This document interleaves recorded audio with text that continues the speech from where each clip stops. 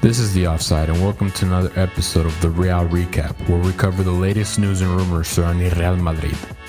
But without further ado, let's get started. In their latest match, Madrid took on Villarreal. The game ended in a 4-4 draw, but it provided some good moments and some not so good moments as well. Now I understand it wasn't Real Madrid's first team out there, but I still expected some more defense. But to kick off the scoring, Arda Guler scored in a beautiful left-footed shot. After a nice 1-2 between Joselu and Brahim played the final through ball into Arda Guler. Arda's first touch set him up beautifully for a left-footed shot into the bottom right corner. Now Madrid kept generating goal-scoring opportunities. Lucas Vázquez receives the ball on the right wing, then he plays a beautiful cross into Joselu where he was making a run. Joselu made great contact, directing the ball with his head, making it 2-0 for Real Madrid. But this is the point where Villarreal started to fight back. There was a mistake by Dani Ceballos. He received the ball and then he proceeded to try to dribble his way outside of the box while under heavy pressure. He then loses the ball and they proceeded to play across into the box for an open header, goal for Villarreal.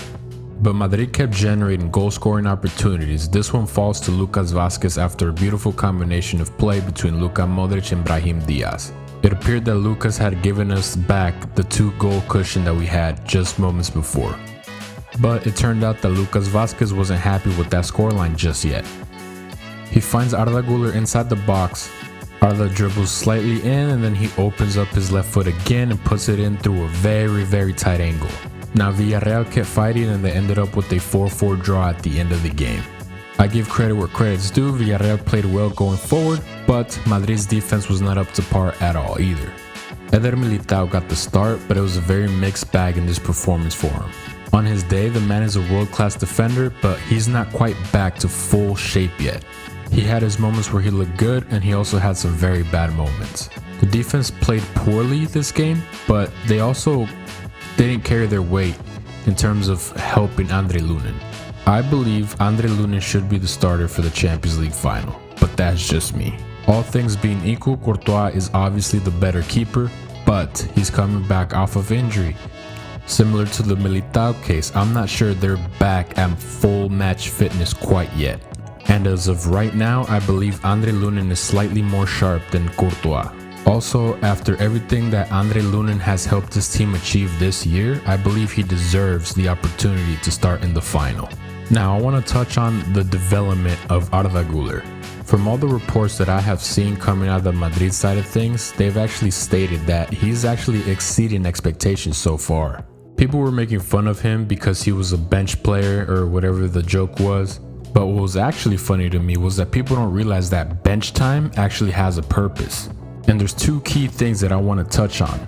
We don't need him to start for us. We have plenty of midfield talent. Now this is a luxury that very few teams in the world actually have, where you can bring in a world-class prospect and let him sit and develop behind the veteran players that are also world-class. And the second point I wanted to make is that he needed time to develop, not necessarily on his skills or his play style, but more so on the physicality side of things. The initial reports when he arrived at the club, I think even Carlo Ancelotti noticed that. He said, he's a boy.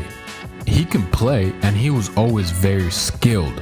But in terms of the physical aspect of football, he wasn't ready to compete at the highest level. Especially since the fitness is taken very seriously at Real Madrid. The system not only focuses on improving your skills, but also your physicality. They want to make you faster, they want to make you stronger, they want to make you run longer. And if you look at the before and after pictures of when Arda Guler arrived compared to how he is now, it's actually a night and day difference. Not only is Carlo Ancelotti, but the rest of the staff and management at Madrid, they're very happy with his development so far. So I think the kid is good and he's going to get a lot better soon. Now Madrid's next game is against Real Betis in La Liga. Since La Liga is basically over and Real Madrid is already champions, I don't really have much to break down during this game. So let's switch our focus to the actual game we care about.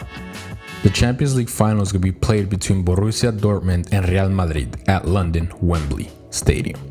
I understand there's a lot of people with a lot of strong opinions about who should be on the starting lineup and who shouldn't play and this or that or whatever. All I'm going to say is I absolutely trust Carlo Ancelotti to make the right decision when the time comes. But it turns out that we have another thing to fight for in this Champions League final. Toni Kroos is retiring. I'm honestly devastated. I had a gut feeling that he was going to retire. I just had that feeling, but I tried to convince myself otherwise throughout this whole season. There's a part of me that feels like Lucas Vazquez, but there's a bigger part of me that's just thankful for everything Toni Kroos has given this club. Toni basically stated that his decision was made because he wants to be remembered as a top player, not as a role player. This season, I noticed Toni Kroos was giving it everything in every game that I watched him play. He knew that this was going to be his final season, so he gave it everything he had. And if this is it, holy shit, what a finish. Thank you, Toni Kroos.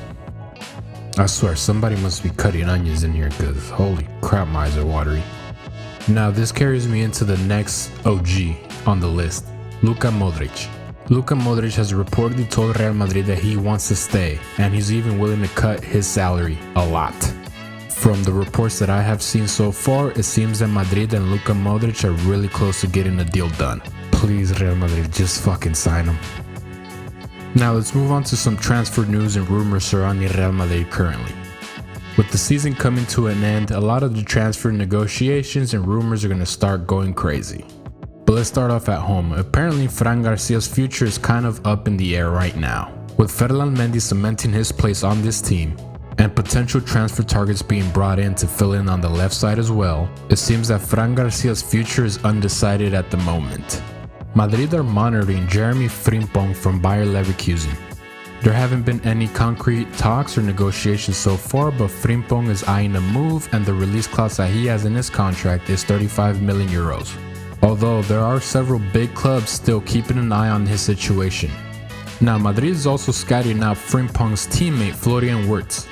Madrid don't expect him to move now, but they are keeping an eye on him for a potential transfer next season. Now let's address the elephant in the room. The Kylian Mbappe saga is finally over. He has already announced his departure from Paris Saint-Germain, so now everybody is completely ready for him to finally go to Real Madrid. There are reports that he already has a Madrid house and he's already reached out to contact a lot of the players from the squad. From everything I've seen and heard and read, the deal is already done, but they need to wait till Kylian's actual contract runs out before they can announce it, thus completing a free transfer to Real Madrid. Now, shout out to Florentino Perez for acquiring a world-class talent, one of the best players in the world, for free. But there was a point where Florentino was not happy with Kylian Mbappe at all.